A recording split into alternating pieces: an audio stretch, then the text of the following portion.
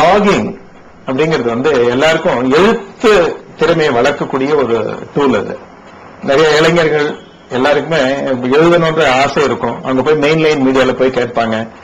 அவங்களுக்கு எழுத்துக்கு வந்து அவங்களுக்கு தகுந்த வரவேற்பு இருக்காது. இல்ல தன்னுடைய எழுத்துக்களை புஸ்தக வடிவமா போடணும்னு நினைப்பாங்க. அதுக்கு பப்ளிஷர்ஸ் கிடைக்க மாட்டாங்க. இப்ப இருக்கிற பிளாகிங் டூல்ஸ் நிறைய வந்துருச்சு. பிளாகர் எல்லாம் இருக்கு, மைஸ்பேஸ் இருக்கு, வேர்ட் பிரஸ் எல்லாம் இருக்கு. எல்லாம் ஃப்ரீ டூல்ஸ். இதெல்லாம் அதை யூஸ் பண்ணும்போது நம்ம ஒவ்வொருத்தரும் ஒரு சிட்டிசன்ஸ் ஜேர்னலிஸ்ட்னு சொல்லுவாங்க. ஒவ்வொரு குடிமகனும் ஒரு ஜேர்னலிஸ்டாக, ஒரு பத்திரிகையாளனாக ஆகக்கூடிய அளவுக்கு வந்துடும். இப்ப இந்த பிளாக்ல என்ன எழுதலாம், நம்முடைய எண்ணங்களை வந்து அழகா எழுதக்கூடிய ஒரு வாய்ப்பு இருக்கு. அந்த அழகா மாத்திரம் எழுத முடியாது, இன்னும் நல்ல ஒரு கோர்வையா எழுதி நமக்குன்னு சில ஆடியன்ஸ் கிடைச்சிருவாங்க, நமக்குன்னு சில ஃபேன்ஸ் எல்லாம் கிடைப்பாங்க. நான் எழுத்தாளர் தான், நான் என்னுடைய புத்தகங்கள் கூட பப்ளிஷ் பண்ணியிருக்காங்க. இருந்தாலும் அந்த பிளாக்ல எழுதும் போது இருக்கிற ஒரு இன்பம் வந்து அது ஒரு தனி. அதுக்கு நமக்குன்னு தனியா ஒரு ஆடியன்ஸ் இருப்பாங்க. நான் பலவிதமான டாபிக்ல எழுதிட்டு இருக்கிறேன். இங்கிலீஷ்ல எழுதுறேன், தமிழ்ல எழுதுறேன். இங்கிலீஷ்ல வந்து கம்யூனிகேஷன்ஸ் பத்தி நிறைய எழுதுறேன். ஒரு 7-8 பிளாக் வச்சிருக்கிறேன். கம்யூனிகேஷன்ஸ் எல்லாம் பத்தி எழுதிட்டு இருக்கேன்.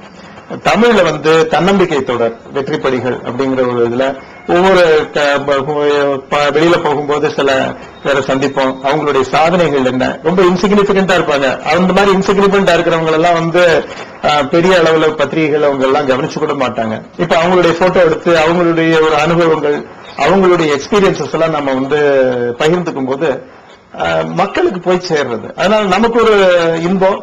அவங்களும் அந்த மாதிரி ஒரு சாதனை படிச்ச ஒரு சின்ன லெவல்ல இருப்பாங்க. அவங்களுக்காக நம்ம பத்தி யாரோ இன்டர்நெட்ல எழுதிருக்கிறாங்களே அப்படிங்கிற அவங்களுக்கும் ஒரு மகிழ்ச்சி. இந்த மாதிரி வரும்போது நிறைய இளைஞர்கள் பாக்குறாங்க, லட்சக்கணக்கான பேர் பாக்குறாங்க. இந்த பிளாகிங்ஸ்ல பார்க்கும்போது ஒரு நல்ல ஒரு உபயோகரமா இருக்கு. பிளாக் எழுதும் போது எவ்வளவு நேரம் செலவாகும் அப்படிங்கறதெல்லாம் காமிக்கப்படும். உங்களுக்கு எப்ப தோன்றதோ எழுதலாம். இப்ப நம்ம வெளியில போயிட்டு இருக்கிறோம், ஒரு நல்ல ஒரு சிறந்த மனிதரை சந்திக்கிறோம். அப்ப நம்ம வந்து அவரை பத்தி நம்ம கொஞ்சம் குறிப்புகள் எடுத்துட்டு வந்துட்டு உடனே நம்ம வந்தோம்னா ஒரு கம்ப்யூட்டர்ல உட்காந்தோம்னா ஒரு 10 நிமிஷத்துல எழுதிடலாம். ஒரு வாரத்துக்கு ஒரு 2 பிளாக் 3 பிளாக் எழுதினாலும் மொத்தமாகவே ஒரு 20 நிமிஷம் 25 நிமிஷத்துக்கு மேல நமக்கு டைம் செலவாகாது. அதனுடைய இம்பாக்ட் வந்து ஜாஸ்தியா இருக்கும். நல்லா எல்லாரும் நிறைய பேர் பார்ப்பாங்க. நிறைய பேர் அதை வந்து நமக்கு கமெண்ட்ஸ் அனுப்புவாங்க. அது அதுல இருந்து வர நமக்கு வர இன்பமும் அதுல ஜாஸ்தியா இருக்கும். கிட்டத்தட்ட 2000ல இருந்து இந்த பிளாகினுடைய வளர்ச்சி இருக்கு. ஆரம்ப காலங்களில் வந்து பிளாக் எல்லாம் பார்த்தோம்னா ரொம்ப கேஷுவலா இருக்கும். ஈவன் நல்ல ரொம்பவும் பேட் ஸ்டஃப் கூட நிறைய இருந்திருக்கும். அது ஒரு தொழில்நுட்ப வளர்ச்சியும் போது பாத்தீங்கன்னா நல்லது கெட்டது ரெண்டுமே கலந்து தான் வர ஆரம்பிக்கும். இப்ப நீங்க நம்ம காவேரியில வெள்ளம் வரும்போது இப்ப தண்ணி திறந்து விடும்போது பார்த்தோம்னா நல்லதும் வரும், கெட்டதும் வரும். ஒரு ஸ்டெபிலைஸ் ஆகிறது பேரு பாத்தீங்கன்னா காவேரியில இருக்கிற வெள்ளம் வந்து நல்ல சுத்தமான தண்ணீர் வர ஆரம்பிச்சிடும். அந்த மாதிரிதான் டெக்னாலஜியினுடைய வளர்ச்சியிலையும் பார்த்தோம்னா நமக்கு வந்து கெட்டதும் நிறைய இருக்கும், நல்லது. ஏன்னா இது வந்து ஒவ்வொருத்தருக்கும் அதை வந்து அறிவியல் பூர்வமா அவங்க அதை அண்டர்ஸ்டாண்ட் பண்ணிக்கணும். இப்ப பாத்தீங்கன்னா கெட்டதை விட நல்லதுகள் நிறைய வர ஆரம்பிச்சிருக்கு. இப்ப நான் சொன்ன மாதிரி ஹெல்த் பத்தி நிறைய இருக்கு, சயின்ஸ் அண்ட் டெக்னாலஜி பத்தி நிறைய பிளாக்ஸ் வந்திருக்கு, ஷேர் மார்க்கெட்டை பத்தி நிறைய பேர் பிளாக் டிஸ்கஸ் பண்றாங்க, கம்ப்யூட்டர்ஸை பத்தி டிஸ்கஸ் பண்றாங்க, எஜுகேஷனை பத்தி டிஸ்கஸ் பண்றாங்க. இப்ப அந்த மாதிரி வரும்போது நம்ம ஒரு இடத்துல நல்லது இருக்கும், கெட்டதும் இருக்கும். அதுக்காக நம்ம வந்து கெட்டதையே நம்ம நினைக்கவும் கூடாது. நல்லது நிறைய இருக்கிற பிளாக்ஸ் கிட்டத்தட்ட ஒரு 90% அந்த பிளாக்ஸ் நல்ல லெவல்ல இருக்கு. அது நம்ம தேடி போய் டைரக்ஷன்ல போய் தேடி போய் பார்த்து அதையே நம்ம வந்து படிச்சு அல்ல அது மாதிரி நாமளும் எழுதணும் போதுதான் அது சமுதாய முன்னேற்றத்திற்கும் பயன்படும், நமக்கும் ஒரு சந்தோஷமாக இருக்கும்.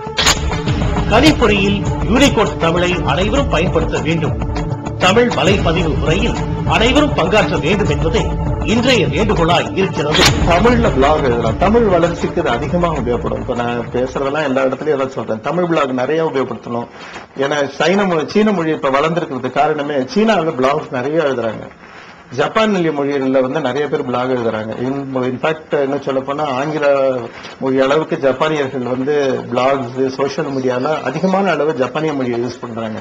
அது மாதிரி தமிழ் மொழியையும் அதிகமா நம்ம வந்து பிளாக்ல யூஸ் பண்ணும்போது தான் நம்ம தமிழ் மொழியும் வளரும், நம்முடைய எழுத்தினுடைய தன்மையும் அதிகமாக வளரும்.